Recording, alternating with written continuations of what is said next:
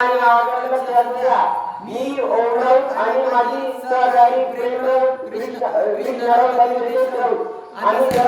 सर्व सामाजिक नेते जे मराठा आरक्षणाच्या मदत आपल्या मदत आहे त्यांच्या सर्वांचे जोडीतर्फे एक सामाजिक धोरणाचा कार्यक्रम ठेवण्यात आला आहे।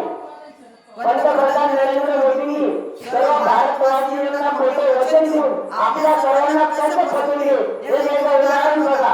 पंतप्रधान नरेंद्र मोदींनी सर्व भारतवासियांना गुजरातमधून 2018 मध्ये असं वचन दिलं होतं की 2022 मध्ये जेव्हा भारताच्या स्वातंत्र्याचे 75 वर्ष पूर्ण होतील तेव्हा भारताच्या प्रत्येक वासियांना प्रत्येक भारताच्या नागरिकाला एक पक्का घर आणि सोन्याची भाकर मिळेल।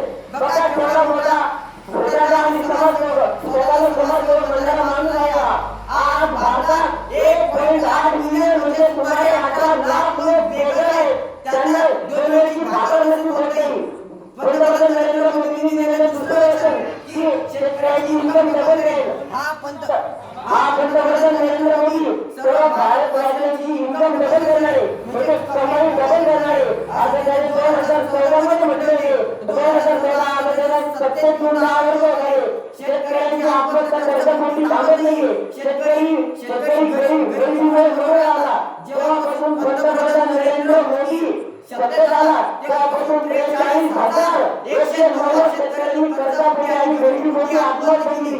पंतप्रधान नरेंद्र मोदींनी दिले वचन की मुंबईमध्ये अगदी समुद्रात एक शिवस्मारक बांधेल। छत्रपती शिवाजी महाराजांनी आदरांजली दिली।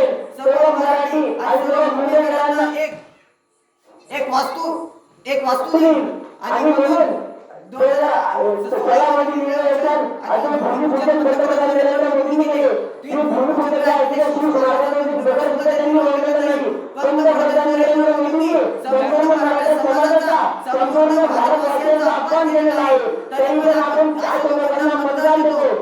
आता इलेक्शन काही जास्त दूर नाहीये। हा आपण कायम ठेवा। फक्त 5 महिन्याची इलेक्शन आलेली आहे।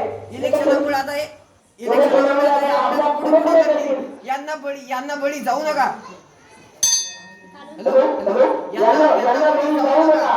संपूर्ण आणि आपले खासदार आमदार संतोष रावसाहेब पाटील नावे आणि रावसाहेब पाटील नावे एवढा मोठा महाराष्ट्र पेटलेला आहे। एवढे मोठे मनोज जरांगे पाटील 40 दिवसापासून उपोषण चालू आहे आणि नाही खासदार स्वतःला खासदार आणि आमदार म्हणून गेले।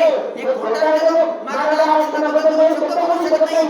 आणि त्यांनी स्वतःला येऊ नका। दोन शब्द काय यांनी एक सहानुभूती सुद्धा मराठा समाजाला दाखवली नाही। ज्या दिवशी मराठा आरक्षणाचा उपोषण होते त्या दिवशी आपल्याला होराटक करायला मुंबईला जावं लागेल।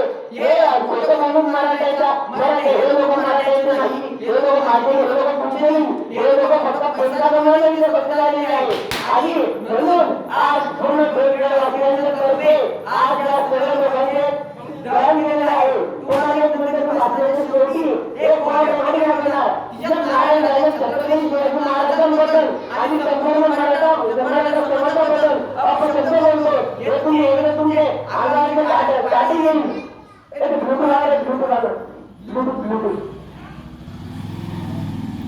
ब्लूटूथ